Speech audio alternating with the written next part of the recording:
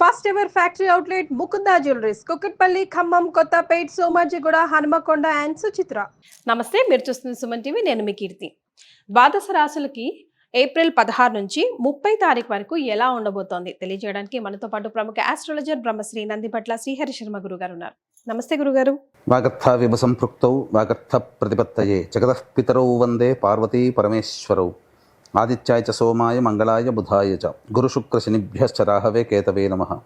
శృంగేరి జగద్గురు పీఠాధిపతులకి, కంచి పీఠాధిపతులకి నమస్కారములు తెలియజేసుకుంటూ కార్యక్రమాన్ని ప్రారంభిద్దాం. ఏప్రిల్ నెలలో 16వ తారీఖు నుంచి 30వ తారీఖు వరకు ద్వాదశ రాశులలో జన్మించినటువంటి వారికి ఏ విధంగా ఉండబోతుందో తెలుసుకునే ప్రయత్నం చేద్దాం.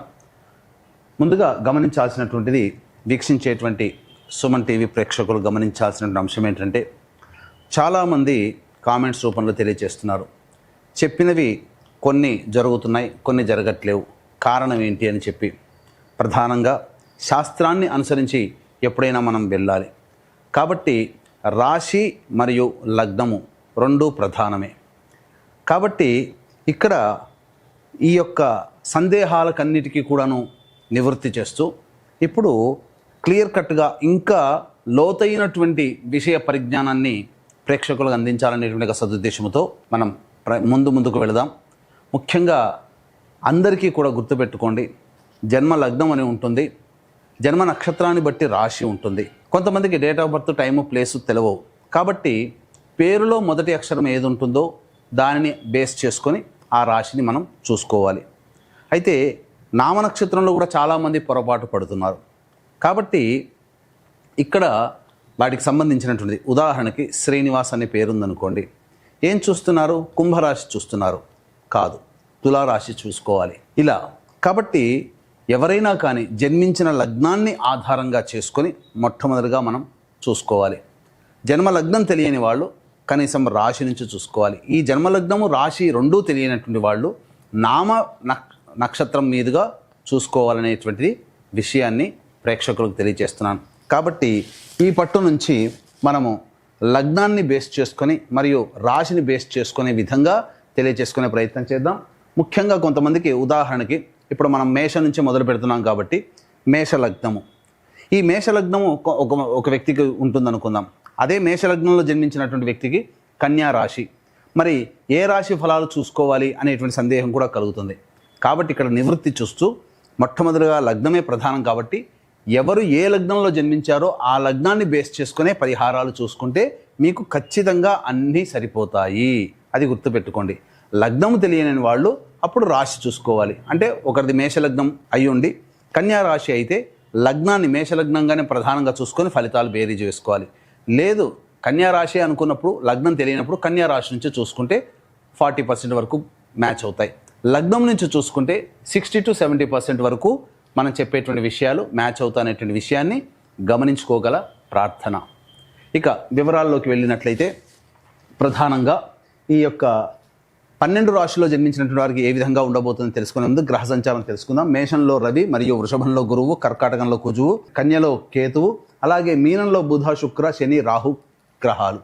కాబట్టి చాతుర్గ్రహ కూటమి 30వ తారీఖు వరకు కూడా ఉండబోతుంది అనే విషయాన్ని గుర్తుపెట్టుకోవాలి. గురుగారు, ద్వాదశ రాశుల్లో భాగంగా ఏప్రిల్ 16 to 30 16 నుంచి 30 తారీఖు వరకు వివిధ రాశుల వారికి ఎలా ఉంటుందో తెలుసుకుంటున్నాం కదా. సో ఫైనల్ గా మీన రాశి వారికి ఎలా ఉంటుంది? ద్వాదశ రాశులలో భాగంగా, ద్వాదశ లగ్నాలలో భాగంగా చిట్ట చివరిదైనటువంటి మీన లగ్నము లేదా మీన రాశిలో జన్మించినటువంటి వారికి ఏప్రిల్ 16వ తారీఖు నుంచి 30వ తారీఖు వరకు ఏ విధంగా ఉండబోతుందో తెలుసుకునే ప్రయత్నం చేద్దాం. ముఖ్యంగా జన్మశని ప్రభావం ప్రారంభమైంది. అంతకుముందు వరకు వ్యయ శని, అనుకున్నటువంటి పనులన్నీ ఆటంకాలు ఉన్న జన్మశని ప్రభావం వల్ల జరగబోయేటువంటి నష్టం ఏంటంటే, ప్రతి పని యందు కూడా ఆసక్తి తగ్గిపోతుంది. ఏం చేద్దాములే అన్నట్టుగా ఉంటుంది, ఏ పని ముందుకు సాగదు. ఆటంకాల గురించి పక్కకు పెట్టిన, ఆటంకాలంటే పని ప్రారంభించిన తర్వాత ఆటంకాలు, కానీ అసలు పని ప్రారంభించడానికే ఇబ్బందికరంగా మారుతుంది, బద్ధకం పెరుగుతుంది, ఆసక్తి ఉండదు. ఎందుకు అనంటే ప్రధానంగా ఈ జన్మశని ప్రభావం వలన మనము విజయాన్ని పొందలేమో అనేటువంటి యొక్క భావన. అంటే ఏమవుతుంది, మనలో మనకే ఆత్మవిశ్వాసం తగ్గుతుంది. కాబట్టి ఇటువంటి నుంచి బయటపడాలి అని అంటే దైవానుగ్రహం తప్పనిసరి. అన్నిటికంటే మించి ఆత్మవిశ్వాసంతో మొండి ధైర్యంతో ముందడుగు వేయాల్సినటువంటి పరిస్థితి.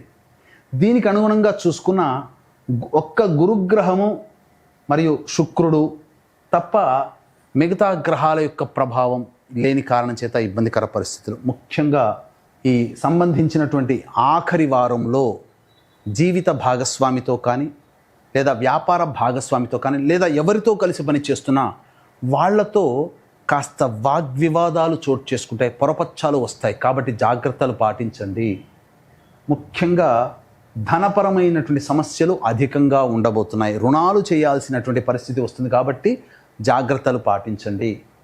ఇక పంచమ స్థానంలో కుజుడు బలహీనపడి ఉండడం, స్తంభించి ఉండడం, ఈ కారణం చేత విదేశీయానము విదేశీ విద్యకు సంబంధించి చేయు ప్రయత్నాలు కాస్త ఇబ్బందికరంగా మారుతాయి. తండ్రి గారి ఆరోగ్యం పట్ల శ్రద్ధ వహించాలి. కుటుంబంలోని సంతానము ఆరోగ్యం పట్ల కూడా శ్రద్ధ వహించాలి.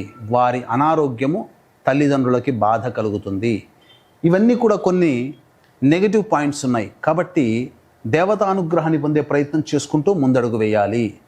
చేస్తున్నటువంటి వ్యాపారంలో అభివృద్ధి ఉంటుంది, కానీ ఖర్చులు కూడా అంతే విధంగా ఉండడం, ఆదాయము ఖర్చులు సరిసమానంగా ఉండడం ఆసక్తికరంగా సాగదు. కానీ వ్యాపారం చక్కగా ఉంటుంది. ఉద్యోగస్తులు కూడాను పెద్దగా ఇబ్బందులు పడాల్సినటువంటి పరిస్థితి ఉండదు. కాకపోతే శారీరక శ్రమ, మానసిక ఒత్తిడి అనేటువంటిది అధికంగా ఉంటుంది. కాబట్టి సవాళ్ళు వస్తాయి. ఆ సవాళ్ళని ఎదుర్కొని అధిగమించే ప్రయత్నం చేయండి. తర్వాత మొండి ధైర్యము, ఆత్మవిశ్వాసంతో ముందడుగు వేస్తూ దైవానుగ్రహాన్ని పొందే ప్రయత్నం చేస్తూ ఉన్నటువంటి వ్యక్తులకి ఏమీ జరగదు. వివాహం కాని అబ్బాయిలకి అమ్మాయిలకి వివాహ సంబంధాలు గోచరమవుతాయి. గర్భవతులు జాగ్రత్తలు పాటించాలి. ఇది ఈ విషయం పట్ల చెప్పదలసినటువంటిది. అయితే ఈ యొక్క విశ్వావసునామ సంవత్సరంలో అందరికీ మీనరాశితో పాటు అన్ని లగ్నాలు అన్ని రాశులలో జన్మించినటువంటి వారికి సంకల్పం నెరవేరాలి. అలాగే ప్రతి నెల గ్రహాలు గతులు మారుతూ ఉంటుంటాయి. కాబట్టి గ్రహ గతులకి అనుగుణంగా గ్రహాల యొక్క అనుగ్రహం, దేవతానుగ్రహం ద్వారానే పొందుతాము. కాబట్టి ఇట్టి జాతకరీత్యా ఉండేటువంటి సకల దోషాలు తొలగిపోవాలనేటువంటి సదుద్దేశంతో ఏప్రిల్ 18వ తారీఖు రోజున కాశీ విశ్వేశ్వరుని యొక్క ఆజ్ఞ మేర కాశీ క్షేత్రములో సంకల్ప సిద్ధి, సర్వదోష నివారణ పూజలు, హోమాలు అనేటువంటివి ప్రారంభించడం జరుగుతుంది. సంవత్సరం పాటు జరుగుతాయి. అవకాశం ఉన్న వాళ్ళు సంవత్సరం పాటు జరిగేటువంటి కార్యక్రమంలో సభ్యులుగా చేరవచ్చు. ఈ విషయాలు కార్యక్రమ తదనంతరం కాంటాక్ట్ చేసి పూర్తి వివరాలు తెలుసుకోవచ్చు. ఇక ఆలస్యం చేయకుండా 16వ తారీఖు నుంచి ఏప్రిల్ 30వ తారీఖు వరకు మీన లగ్నము లేదా మీన రాశిలో జన్మించినటువంటి వారికి ఏ విధంగా ఉంటాయో తెలుసుకునే ప్రయత్నం చేద్దాం.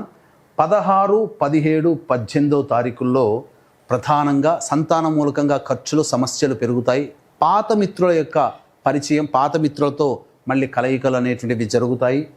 అలాగే కోర్టు సంబంధమైనటువంటి విషయాల్లో మీకు కాస్త నిరుత్సాహం కలుగుతుంది. ఆస్తి పంపకాలు మీకు అనుకూలంగా ఉండకపోవచ్చు.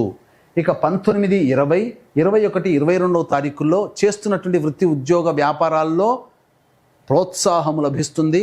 అధికారుల యొక్క అండదండలు, వ్యాపారస్తులకైతే ఇతరుల యొక్క తోటి వ్యాపారస్తుల యొక్క అండదండలతో అన్ని విధాలుగా ఉన్నటువంటి సమస్యని పరిష్కరించుకోవడం, వ్యాపారము బాగుగా సాగడం, నిరుద్యోగస్తులకి ఉద్యోగం లభించడం, ఆల్రెడీ చేస్తున్నటువంటి ఉద్యోగులకి ప్రోత్సాహం లభించడము, ఇతర సంస్థల్లో ఉద్యోగం లభించడం, తద్వారా ఆనందకరమైన జీవితాన్ని గడుపుతారు. ఖర్చులకి తగ్గట్టుగా ఆదాయం లభించడం ద్వారా సమస్యలన్నీ పరిష్కరించుకుంటారు. రాని బాకీలు వసూలవుతాయి. 23, 24వ తారీఖుల్లో ప్రధానంగా అనవసరమైనటువంటి ఖర్చులు పెరుగుతాయి. కుటుంబ సభ్యులతో వాగ్వివాదాలు పెరుగుతాయి. అలాగే కుటుంబంలో కంటే ఎక్కువగా బయటనే జీవించాల్సినటువంటి పరిస్థితి వస్తుంది.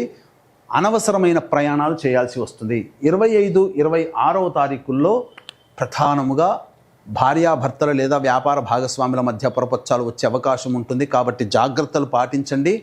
పెండింగ్లో ఉన్నటువంటి పనులను పూర్తి చేసుకుంటారు. ఆనందంగా గడపడానికి పనులని మీరు పూర్తి చేసుకుంటారు. ఆనందంగా గడిపే అవకాశాలు ఎక్కువగా ఉంటాయని చెప్పవచ్చు. 27, 28వ తారీఖుల్లో చేస్తున్నటువంటి ఉద్యోగంలో మార్పులు, చేర్పులు చోటు చేసుకుంటాయి. బదిలీలు జరిగే అవకాశం గోచరమవుతుంది. పనిచేస్తున్నటువంటి సంస్థలలో వేరొక స్ట్రీమ్కి బదిలీ అయ్యే అవకాశాలు గోచరమవుతున్నాయి. అలాగే ధనపరంగా సమస్యలు కూడా పెరుగుతాయి. రుణాలు చేయాల్సినటువంటి పరిస్థితి వస్తుంది.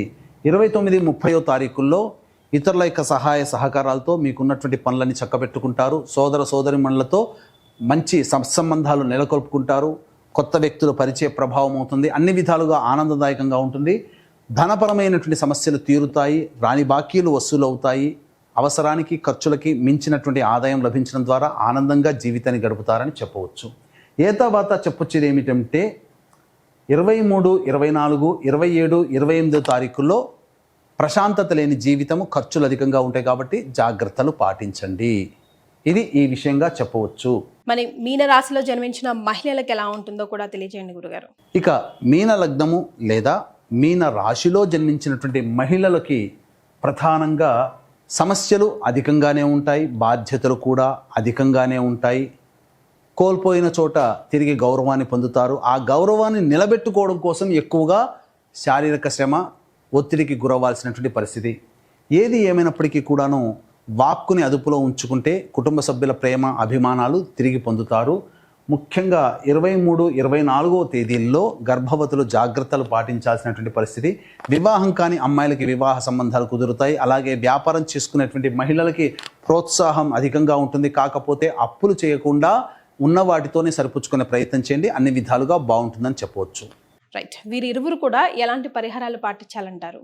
ఈ యొక్క 16వ తారీఖు నుంచి 30 ఏప్రిల్ తారీఖు వరకు ఉన్నటువంటి రోజుల్లో వచ్చేటువంటి సమస్యల పరిష్కారం కోసం ప్రతిరోజు నవగ్రహాల చుట్టూ శివాయ నమః అంటూ 27 ప్రదక్షిణలు చేయండి. చాలా మటుకు సమస్యలు పరిష్కారం అవుతాయి. ఇష్టదేవతా సందర్శనం చేసుకోండి. అలాగే కాశీ విశ్వేశ్వరుని యొక్క ఆజ్ఞ మేర ఈ విశ్వావసునామ సంవత్సరంలో మీ యొక్క సంకల్పం నెరవేరాలి. ఈ సంవత్సరం పాటు మీ జాతకరీత్యా ఉండేటువంటి సకల దోషాలు తొలగిపోవాలనే సదుద్దేశంతో సంకల్ప సిద్ధి, సర్వదోష నివారణ పూజల హోమాలు ప్రారంభమవుతున్నాయి ఏప్రిల్ 18వ తారీఖు రోజున. అవసరం, అవకాశం ఉంటే సంవత్సరం పాటు జరిగే కార్యక్రమాలను నమోదు చేసుకునే ప్రయత్నం చేయండి. తప్పకుండా మీరు విజయం బాట ఉంటారని చెప్పవచ్చు. చాలా సంతోషం గురుగారు. ద్వాదశ రాశుల వారికి ఏప్రిల్ 16 నుంచి 30 తారీఖు వరకు ఎలా ఉంటుంది, ఎలాంటి రెమెడీస్ ఫాలో అవుతే బాగుంటుందో తెలియజేశారు. ధన్యవాదాలు. సర్వం శ్రీ ఉమామహేశ్వర పరబ్రహ్మార్పణమస్తు.